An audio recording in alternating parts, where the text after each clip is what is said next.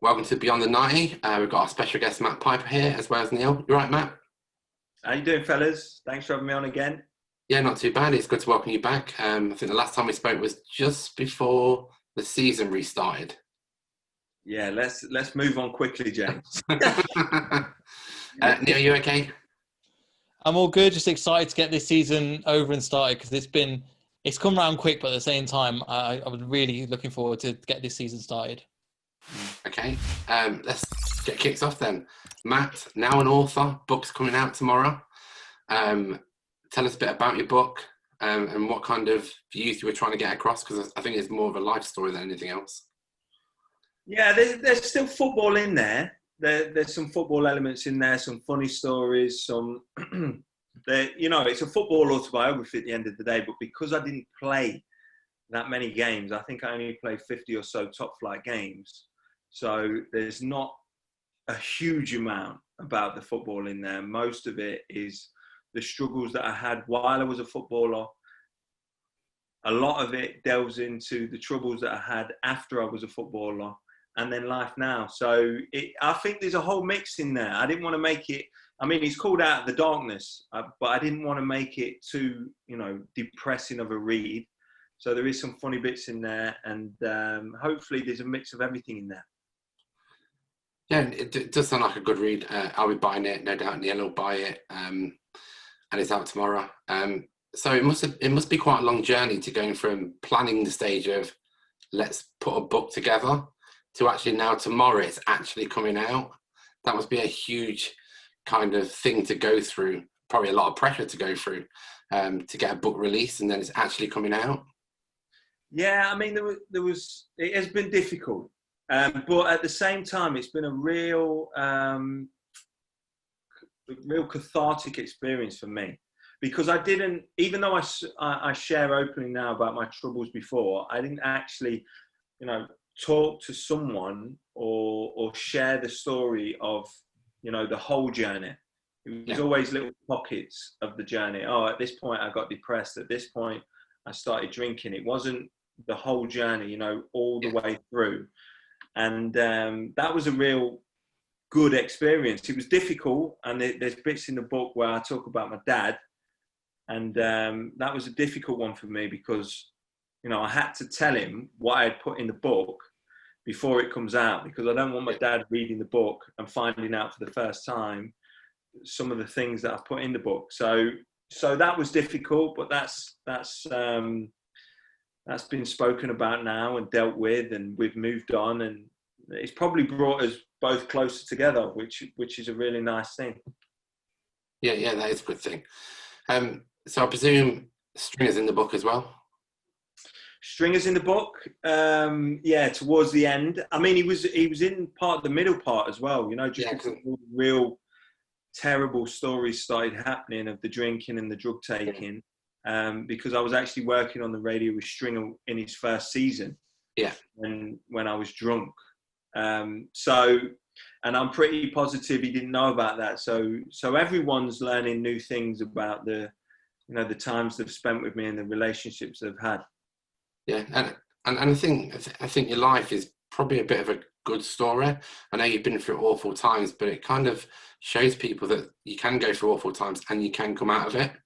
And I've suffered from anxiety and depression. I think that's the one thing that keeps me going, knowing that it's not impossible to come out of it, and people can do this.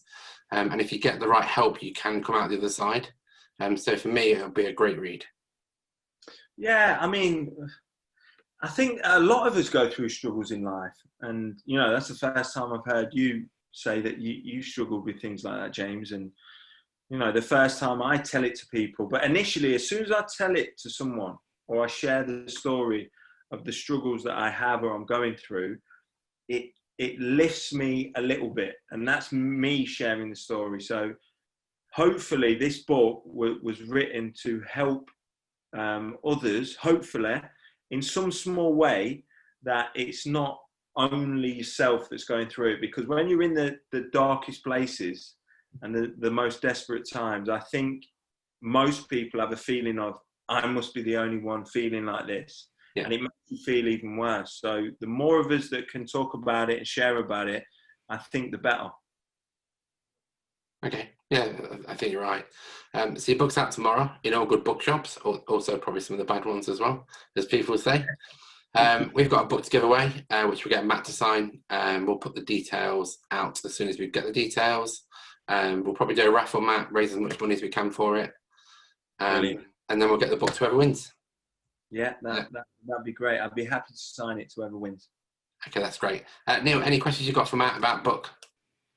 Yeah, I know you worked with Joe Bruin a lot on this book, and obviously that was a help in that set. But how important was he when it came to write the book, or was it more he just kind of took a back seat and then let you just kind of say what you need to say? No, well, one of the things that Joe has said, I mean, Joe has been unbelievable for me. I knew Joe before, but not very well. And then all of a sudden, he's coming around my house once or twice a month, and we're doing like 4-hour, 5-hour stints of just me telling the story, and Joe was sort of recording it and then going home and, you know, putting it down on paper, well, into his computer. And we really got close over that time. And then through about the middle of it, so this has all happened quite quickly, because about the middle of that journey we were on, to take the information from me to put it in book form, the coronavirus happened. So we had to do the last section of these, 4-5 hour meetings through this kind of medium and do it over the computer. But we had gained, and that might have been very difficult at the start if we didn't know each other that well, but because we've gained quite a close friendship, I would say. I consider Joe now one of probably my best mates. He knows me inside out. I know him inside out. We got very close, and it allowed talking through Zoom or Teams or for meetings to still have that openness with him to get all the information across. But he's done I've read the book obviously, and he's done an incredible job at putting the story together, and the way that he sort of moves in and out of the dark periods into the light, and then it's funny the next minute, and then the next minute you're sitting there crying. It's like, he's done a really good job. So Matt, when one of the Hollywood producers gets hold of this book, who's going to play you? Well, what I'd say about this book is I never thought it would, when Joe first posed the question to me, do you want to do a book? Honest to God, I laughed at him, thinking he was joking, waiting for the punchline. And he was being serious. And I couldn't believe it, because I thought, who wants to buy a footballer's book who's only played 50 games at the top level? But, when he's wrote it and you read it back and you think, it is a good story. I'm not quite sure it's Hollywood level. But if anyone was ever to play me, if it did ever get to those lengths, it would have to be probably Will Smith.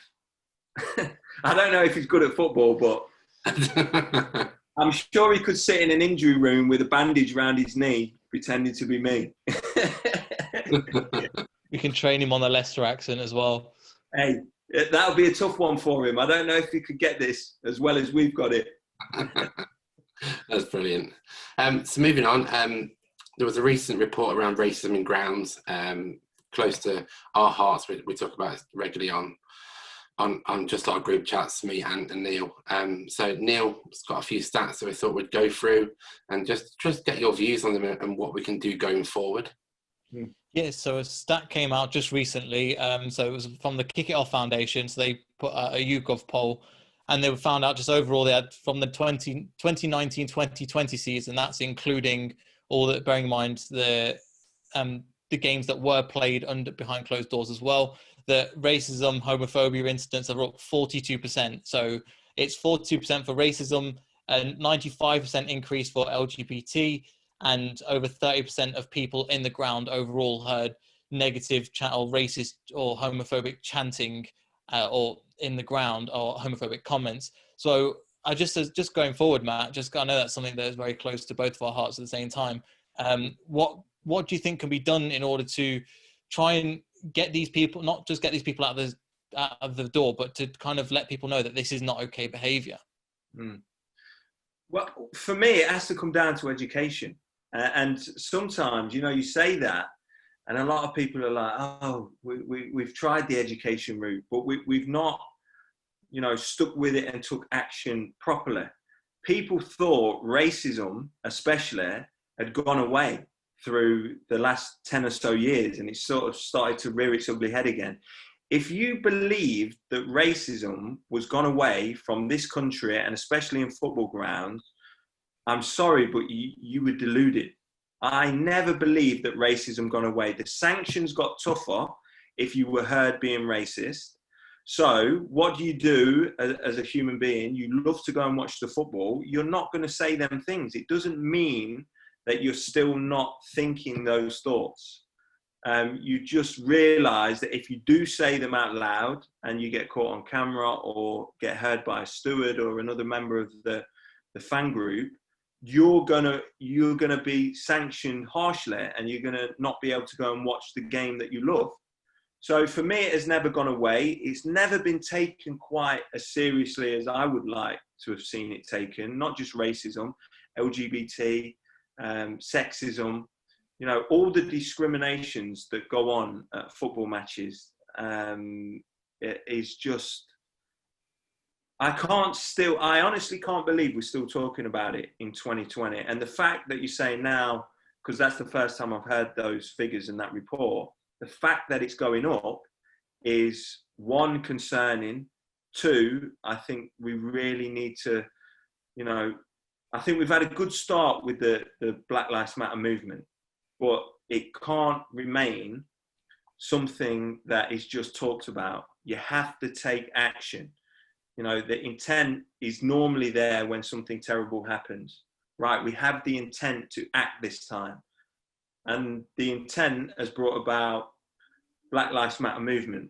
Now, what are you going to back it up with? It has to be a deeper education at a younger level, and it has to be taken action with the people that are found to be chatting like this in our grounds. Yeah, I agree. It's definitely something that we need to work on, especially through education. I think that's really important. Just on that as well, obviously, since we last spoke, we've seen the Premier League get behind the Black Lives Matter movement. We're having the Black Lives Matter on the shirts, and having just through the grounds, but especially in the Premier League, them getting behind that. Do you think that was a decision they made as a group in order to get behind the black and BME players, or do you think it was more of a movement to support the fans as well, or is it something that was kind of the mainstream that they kind of had to go along with? Yeah, I truly don't believe this time it was for the mainstream. I don't think it was just ticking a box. I think it was to try and create change, but it can't just be for 2 weeks or 4 weeks or the few games that were played behind closed doors towards the end of last season. It has to be a continued effort. And we're still years and years away from eradicating all the discriminations. And if you think it's going to be sooner than that, I think you're living in a dream world, whoever that will be. So to put a campaign on for 4 weeks, 6 weeks, 6 months, yes, it can start making a difference, but it isn't going to get rid of the real problem until it is a continued effort of, supporting education in the younger age groups that are coming through. And it's not a football problem; it's a society problem. So the government has to back initiatives like this as well. But what I would say is, sport is a very powerful driver. So I think that they're right in using football to try and drive it, but it has to be out in the communities, and it has to be a concerted effort for a longer period of time before you start to make real change. Yeah. Sorry, go ahead, James. So I was just going to, this is obviously not on the same scale, but the work that I do currently is around cultural changes within an organisation. And if you look at the case studies, anything that's less than 2 years is pointless doing. So technically everything you're saying is you need to start from the youngsters, and this needs to be probably a 10-year plan to do this. but educating every single part year going forward. But as we've discussed before, when babies are born, they're not racist. Yeah, without doubt. That they become racist because of the atmosphere and the surroundings they're in. So I think the only way to get that is education.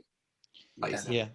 I think a really good example of that was obviously a lot of the Black Lives Matter movement was quite positive, and then outside the Burnley ground, they had the White Lives Also Matter, or the plane was outside, which could have been a racist attack, but I think coming down to what you said, Matt, it could have been as well as just an education. As I think we know Burnley's not the most culturally diverse area that there is in the UK, and from that, they probably haven't seen the full extent of what people go through. So it is kind of a education of what's actually happening and the statistics around that as well, because I think the statistics do back up what the Black Lives Matter are saying.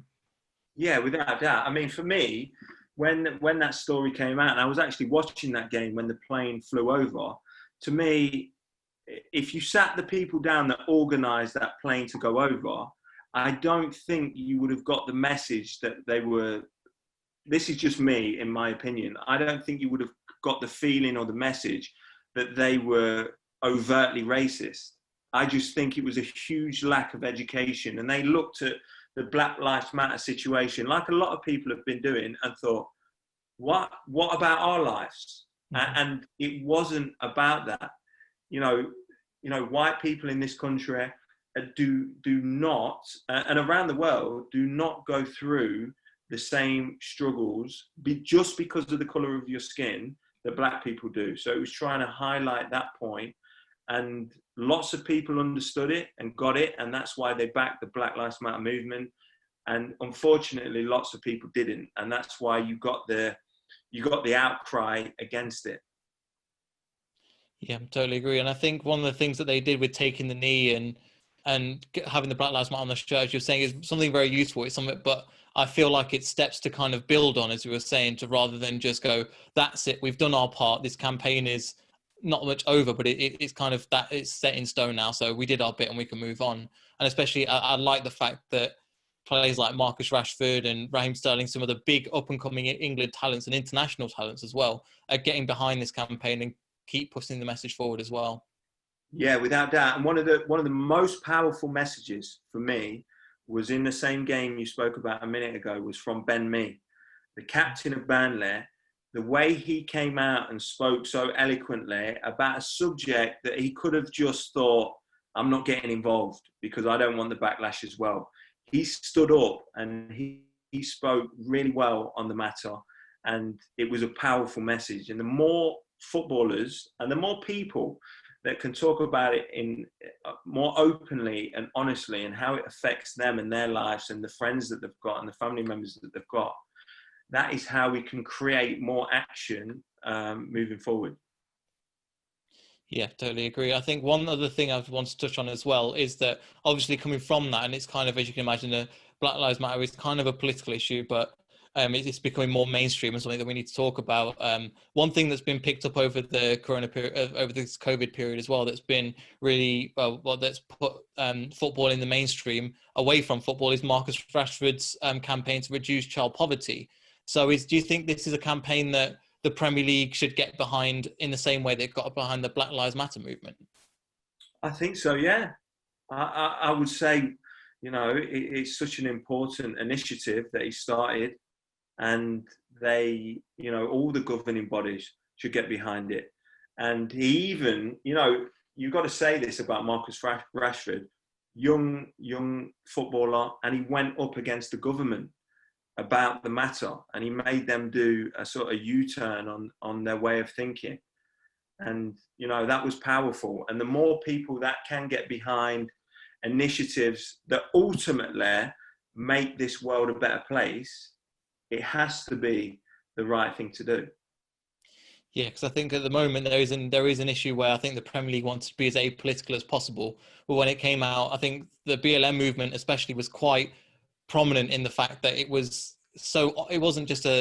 a one side versus another opinion. It was just this is what's happening in society in general, not just with the US. It was something that happened with, as we've seen, there was all sorts of marches and demonstrations here in Leicester and all around the world as well. So I think with like the child poverty campaign, it's something that I think majority of taxpayers can get behind. As obviously you want your tax-paying money to go to the right way, and I think this is a great campaign, and it's being headed up by somebody that is of like it would be a BLM member kind of thing. So it would put that in a positive light, which I'm really hoping that the Premier League just goes forward and invests more money in these kind of campaigns going forward. Yeah, I hope so. I mean, the media and certain news corporations, there's been a story come out recently with the way that certain individuals are depicted in the news and the media. Raheem Sterling identified it a year or so ago, and there's been a story recently, I can't remember who it was, but just based on skin color, how the stories can change. And I've got 4 kids, and I don't want to be living in a world where we have to think about things like that anymore, or have it as an issue moving forward. But unfortunately we do. Now, what are you going to do with that? Are you going to just think, well, I'll take a back seat, I don't want to get involved? Or are you going to get involved and try and make a difference? And the bigger weight that you have, the more you should be invested in trying to help these causes: child poverty, BLM movement, LGBT. So for me, these organisations, especially like the Premier League, should be getting involved as much as possible. I think for me also, the media needs to be accountable for this as well. I was just thinking about what you just said there, Matt. I think it was the Harry Maguire thing in Greece. That was it. Yes, it was an awful incident. We don't want anybody to go for it. And then 12 months before, the media destroyed Raheem Sterling for having gold taps. Yeah. It's just ridiculous. Different footballers based on colour are getting slated and dragged through God knows what because of their colour, whereas someone else goes abroad, gets into a fight, gets arrested, goes to prison, and it kind of doesn't really get talked about in the same way. So for me, it just doesn't seem consistent. Yeah, and it's not. And, some people might hear me talking like this and think, oh, he's just going off on one. But it's true. And I will always speak out on issues about this. I've had my past history with racism and things like that. But, I don't talk I talk from my point of view, but I want a better world for my kids. So if I see injustices or indifferences, I have to try and call them out, whether that's on mental illness, racism, LGBT, whatever it's on. If I see any discriminative behaviour that I feel, I have to talk about it and call it out. Do you do any education initiatives with your academy? Because obviously you've got an academy that's been well talked about. Is there any kind of things you do with them to try and educate them going forward? Yeah, we talk about it all. We have workshops. So the life skills program that we run, it's we invite guest speakers in to come in and speak with some of the academy members. They can be all people from all sorts of different backgrounds of society. And the other thing that we do is we have a safe space. We call it a safe space, where we go in and we can talk about, the difficult, awkward issues normally to talk about: racism, LGBT, sexism, whatever it is. We try and have an open forum where we talk about it. And, the youngsters are coming up with ideas how we could move it forward, what their beliefs and thoughts are on whatever we're talking about. And we found that a really helpful tool to move us forward as an academy, but more as individuals and people. I think that's really good, and it'd be a lot better if a lot more academies took that approach with the kids. Because I think if you can help the kids, then they'll grow up and make this a better world. Yeah, I think a lot more, not just academies. I think lots of different pockets of society. We all seem quite closed off. Not all of us, of course, but we seem quite closed off, and we don't want to mix with different cultures, different colours, on the street, and we should have a more open approach when we're talking about these awkward situations. Yeah, totally agree. So Neil, is there anything else you wanted to ask, or should we talk about football for the last section? No, that's all I've got. But yeah, thanks for the answers, Matt. They're really, really useful. Top man, Neil. So, new season's about to kick off. It seems like the old one's just finished about a week ago. New season. Today we've signed someone. I heard you guys and Neil pointed me in your direction. We spoke about him on the football forum on Monday night. Seems like a good player. I think there's been some confusing in the fan base of where he actually plays. Because he can play right back, left back, right wing. So what are your views on him, Pies? Where do you think he'll play? Well, I like him. I actually looked back at some video that I commentated on the game and totally forgot about him. And in the commentary against Leicester Atalanta at the start of pre-season last year, I said on commentary that he was the best player on the pitch. And I had totally forgot about him. And he was a wonderful player. I think he played right back that day. Yeah. Because he is right-footed. He is a natural right back, but he's also very capable on the left side. And he's good with his left foot. So he bombs on, he joins in with attacks, he overlaps the winger, underlaps the winger. So I think it's a really exciting signing. Okay, well, it's interesting you say that he's good on his left foot as well, because generally when you put right-footed players on the left, even the left fullback or left wing, their fullback will always push them on the outside because they've got a weak left foot and he won't go in properly. But if he's got a good left foot as well, that must make him a lot better because he can switch to either foot, which their fullback is not going to have any idea which way he's going to go. Yeah, I mean, he's predominantly right-footed, but from what we've been told from, the Belgian experts that came on the show, he's also tweeted a few things. He said that he's very comfortable on his left side as well, which is important because I don't normally like a right-footed player playing at left back. As you said, most of the time you understand you could take him on down the sideline and probably beat him. But no, I'm really looking forward to it. I'm hoping he's not the last one of the window, if I'm honest. I want to see 2 or 3 more if we can, but I think it's difficult times for everyone with COVID-19 and especially, what's happened with our owners with the lack of travel to Thailand. Yeah. I think you were saying on the program as well that even Brendan Rodgers was saying from December that he was looking at squad depth, and they know that that's an issue. And Leicester are quite progressive in that mindset that they know they were going to get rid of Harry Maguire, and they brought in 2 defensive players to fill in that position if he was to go. So they have got the right mind, but I think it is a case of finances. I think one thing that we saw, obviously, since we lost Chilwell as well, is that he seemed to have like 2. When he was from September to December, he played a different way. He was much more committed to running through the centre of the pitch and getting the ball in, running at people, which from January to the end of the season, he didn't seem to do as much. Do you think, but being a right-footed player playing on the left, is that something that we try and utilise more in him kind of bombing through the centre, so breaking the lines and pulling people out of position?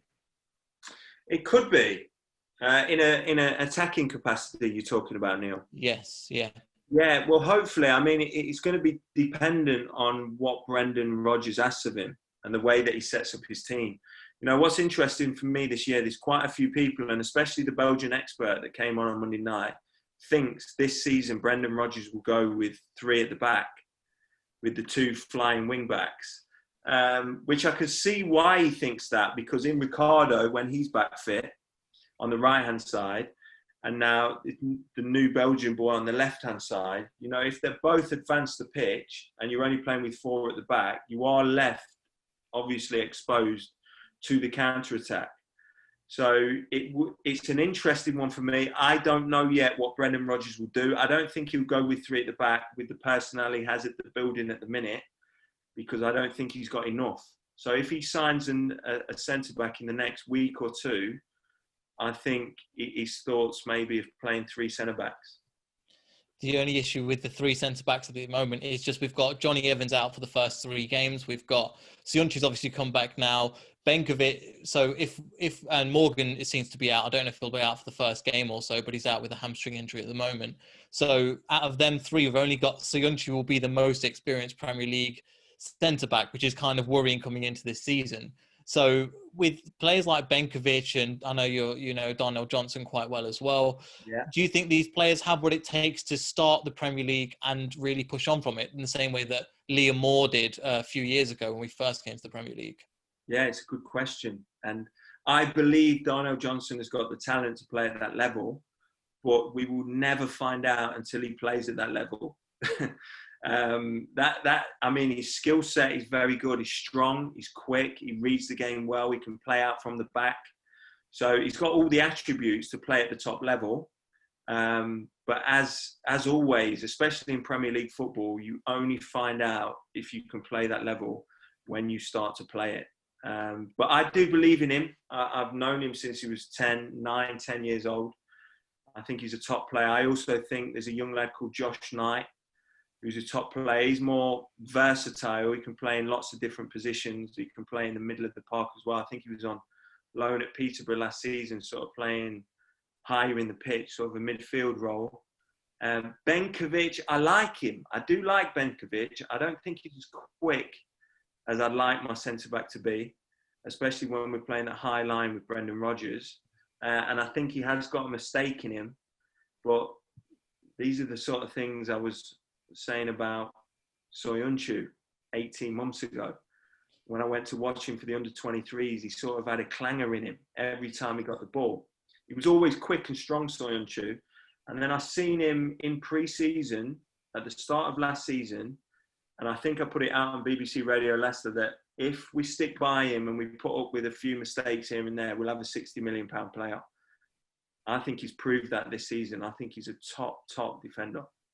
Yeah, I think so. Also, just coming back to that kind of, it looks like we're going to be a back four, as you were saying. The Belgian person said we're going to play three central defenders, but we don't have that. So coming to that, obviously we've had Johnny Evans and Wes Morgan as that main captaincy role as a centre back. Do you think Soyuncu now, for the first 3 games, has what it takes to work alongside a Benkovic or a Darnell Johnson and hold that back line with Ndidi kind of masking the front? Because if you look at it, say we sign Castagne and he plays the first game, and then you've got Justin on the right, Benkovic and Soyuncu. Soyuncu's going to have the most Premier League experience, which is quite in the back line. Is it as a role as a leader? Do you think that he's got the capacity to do coming into the first 3 games?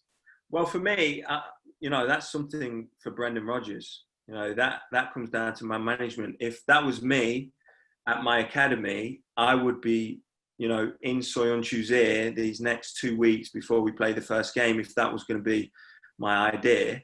And I probably would give him the captaincy for them games just in the hope that he would step up and, the positive talk that you would put in his head that, listen, you came in, you was magnificent for me last season. Now here's a challenge. I want you to go again, and I want you to become one of the best centre-backs in the world. And to do that, you need a little more control. You need to and help the players around you a little more. Because I think if he got a little more control in his game, Soyuncu, I mean, we've seen at the Bournemouth game, you can't be losing your head like that in a Premier League game and getting yourself sent off 3 games. He did let the side down that day. But he's young and he seems to lack that control at times. But maybe that's the next step for him. Can you challenge him now to go and find that little bit more control? And maybe something like giving him the armband while Johnny Evans and Wes Morgan are out would help him get there. Yeah, I totally agree. And I think with having somebody like Ndidi with the experience that he's got in the side and how great of a player he is, and with the leadership qualities of Schmeichel as well, that'll give him the confidence that the 2 positions above me and behind me have the experience. They trust me. I've just got to make sure I do what I've been taught now for the next by Johnny Evans, and just do my best that I can. So similar to what you're saying. Yeah, I think he's learned so much. There's no better defensive partner he could have had next to him than a Johnny Evans. You know, someone who's got all that experience, but he's also, I know he got sent off in his last game, but someone who's a calm influence alongside him. I think that was really important for someone like Soyuncu. But you know, the manager could go with, you know, thinking about it now, he could play James Justin in the back line along with Benkovic and Soyuncu. Justin and Soyuncu would make up for Benkovic's lack of pace. And then he could play Castagne right back, and he could play Luke Thomas left back. So he could go with the 5 at the back. I think he's a little thin to try and go with it that early on in the season with the amount of players that we've got out.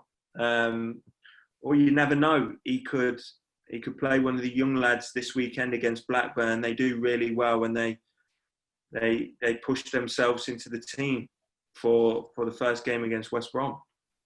They could do, and West Brom's quite a good challenge for us as well, just around the corner. But just going back to, obviously, we've signed Mendy, we've signed Vardy, we've signed, and then we signed Maddison and Luke Thomas on long-term contracts as well. Looking back to the whole season now, we've got a lot of games coming up playing Thursday, Sunday. If you were the manager, if you were in Brendan Rodgers' shoes, would you prioritise the Premier League, or would you and sacrifice the Europa League just with the squad that we've got at the moment, and play Europe a weaker side, or would you kind of concentrate the majority of the squad on the Premier League? Because it is looking this season, with Everton strengthening, with Wolves strengthening, with Man City and Chelsea doing amazing business as well. Do you think it will be harder to get a top 10 position as it compared to last year? Yeah, I still think we've got enough quality and depth, even though it's not much, to go really well this season. I called top 4 last season. We just missed out on that. I wouldn't call top 4 this season because I think, as you said, those around us have strengthened. Those teams that I thought would struggle to get in the top 4 on the season that we've just had, Man United, Tottenham, Arsenal, I thought they'd all struggle to get in the top 4. And the second part of the season, they really improved, and they will be improved again the next season. That's why I wouldn't set Leicester City a target this season of finishing in the top 4, not with the squad that we have and the fact that the others have, you know, replaced managers, brought in better players. I just think they're going to be stronger again. So I think, you know, finishing anywhere in the top 6, 7 this season will be a magnificent season. And to answer your question, I don't think you can go light in the Premier League and concentrate on Europa, because if you do, and you find yourself 2-3 losses in a row, you can find yourself in the bottom 3. And then all of a sudden it becomes a scrap, and then you've lost the momentum, and then before you know it, you're dropping out of the Premier League like Bournemouth have. I think the model that the manager needs to look at and how he should, you know, work with his team and his group of players is what Wolves have done. They've not really had a strong, you know, a huge depth in their squad, but they've rested players well, and they've got their players super fit at the start of the season. And that served them well to go the distance and, you know, challenge in 3 or 4 of the competitions that they've been in. I think that's a good model to follow. I'm sure Brendan will know that. He's had, you know, he's been mixing European football with domestic football and cups for a number of years at Liverpool and Celtic. So, you know, he won't need any advice from me. I think he'll be well versed in that. I do think he would want at least 2 or 3 more bodies through the door, though. I'm pretty positive of it. I think one thing I did want to ask you, Matt, which has been rumbling around on our fan base for a few days now, is, are things okay behind the scenes? But we've seen that the physio's now gone, been there 20 years, helped us in a win the title season. Conditton's come in, he's not got a very good track record, especially if you speak to the Sunderland fans. He didn't very well there. So is everything behind the scenes okay? Because we hear talk around the time of the Arsenal job, Brendan Rodgers was approached. Our board rightly said no. And since then, our form has been relegation form. Is everything okay behind the scenes? I don't know what your views are on it. We've discussed it at length many a time. Yeah, I think it's always going to be difficult trying to look from the outside in. And I've not got anyone on the inside that. Well, I still know people, obviously, but I wouldn't feel fair on putting people in that position that, I would ask to pose them questions to them people to try and find out, especially now that I work in the media, because I just don't think it would be professional of me. But, certain things that I do hear that are sort of second-hand information is that the players are very much behind him. And everything's well within the camp. I think it's a real shame for me that Dave Rennie lost his job, because he was there when I was there, 20 odd years ago, 21, 22 years ago. I do believe it was a structural decision and not anything else. So I think Brendan Rodgers likes a surgeon or a real medical professional at the top of his medical staff. And so I think, I just think Dave suffered from that, what Brendan wanted. I don't think it was anything more than that. And, the players, I always watch body language. I think I can always tell when players can't fake it all the time. There's always cameras around the training grounds and, around these pre-season games, and the players look happy. They look healthy. So I'm behind them. What I would say is I am a little concerned with the form from Christmas to now, because I think it would take a tremendous effort to totally change that around and take it back to where we were pre-Christmas. So that's a little worry that I'm keeping my eye out for. And I think if they don't start well, I think if you go to West Brom and you get beat on the first day of the season, I think things then could possibly unravel with the mentality and, the confidence of the players. So it's important to get off to a good start. I'll say it for the third time. I still want to see another 2 or 3 signings if we can try and afford it somehow.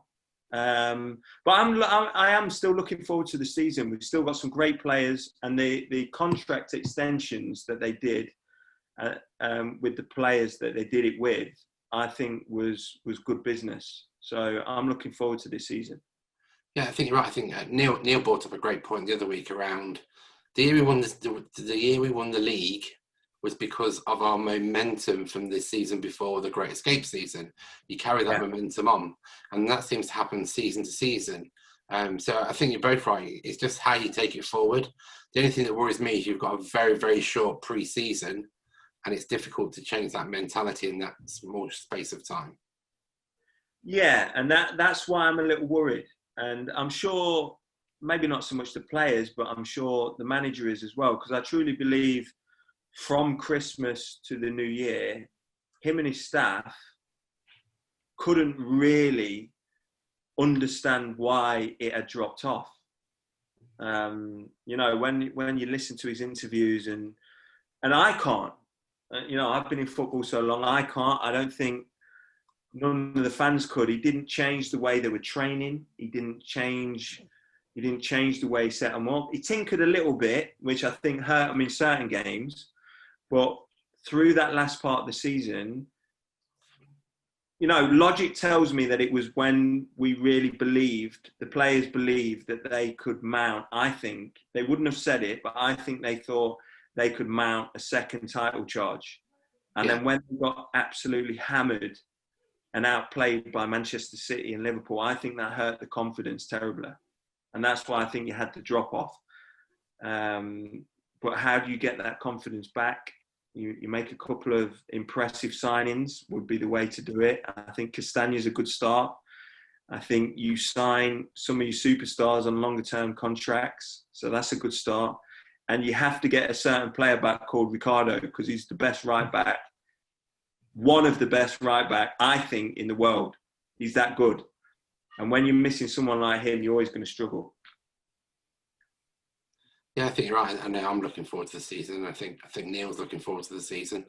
It's just great to get started. It'd be great to see fans back in the ground at some point as well, whether it's only limited capacity. I think that's one of the things that hurt us quite a lot last season, is I think our players thrive on the atmosphere, and it gives them that 12th man mentality around, you go 1-0 down, we need to do this for the fans because it gets loud in there.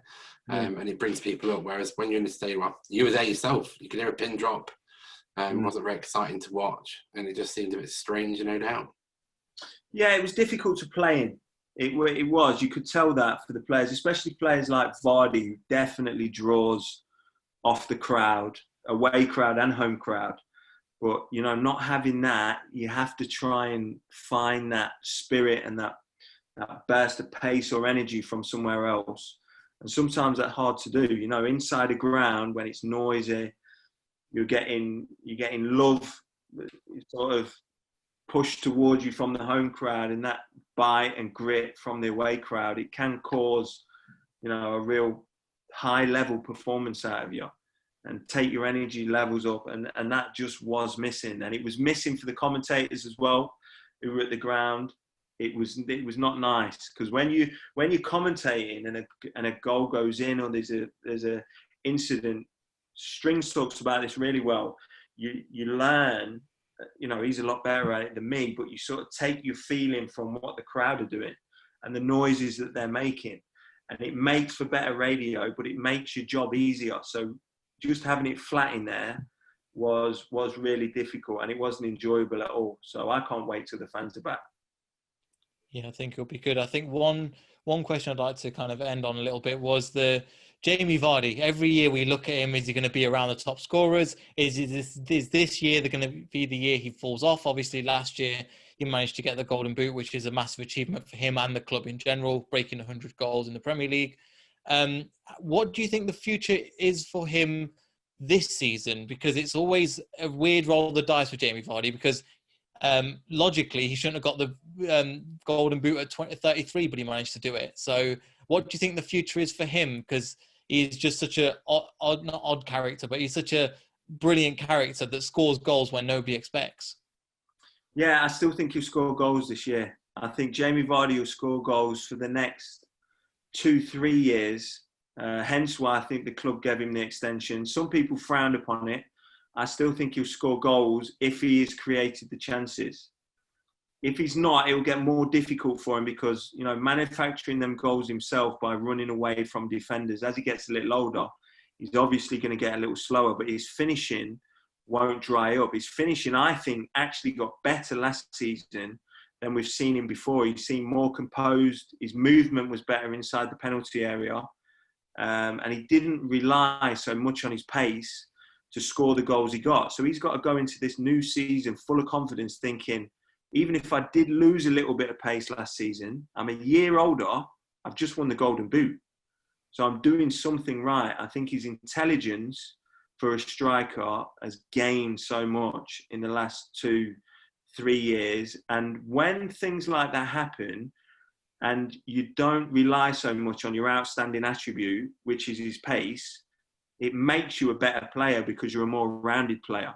So I think he's got as long as we're creating the chances, I think he'll still score goals for another 2-3 seasons.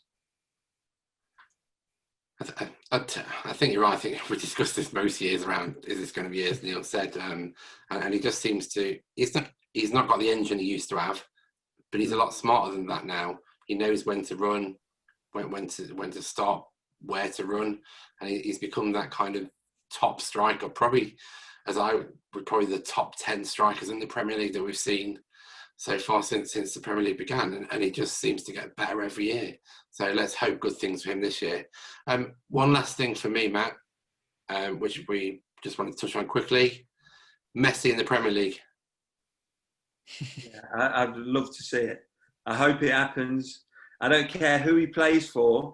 I just want to be able to say that I've commentated on a match with Lionel Messi playing in it. Yeah, but I would hope it would be Leicester. I don't think it will be. I think it would probably, if it's going to be anyone in the Premier League, I would imagine it would be Manchester City, because he's so close with Guardiola. But I think he's the best player of all time. Yeah, we had a quick discussion last night, because his the contract that was on the table we had a discussion around the contract that he's been offered. So have you seen I don't know if you've seen the contract offer that he's got. Have you got it up, James? No, so 623 million over 5 years. Wow. Which What I means would say is that's ridiculous money, obviously, but he would probably make the club 3 times that amount. Yeah, which is what we discussed. So I think it was something like £2 million a week he'd be on. But then where it came from, one of the Barcelona reporters was saying that he grosses 120 to 180 million in shirt sales a year. And that's just shirt sales. Imagine the buzz and the hullabaloo around your club and the different people trying to pay to get in to watch him, the different broadcasters from all over the world trying to pay to take every game they can. Yeah. You would easily, I think it's a sound investment, whoever gets him. Yeah. I think so as well. And it'd be good to see him running down the wing and then Castagne putting him straight in the stand. So that would be nice, mate. Yeah. Anyway, Matt, it's been great having you on. Hopefully we'll get you on again soon. Hope the book launch goes well tomorrow. Thanks, James. No problems. Neil, thanks again for you, and we'll be back next week. Cheers, chaps. Thanks. See you later. Bye.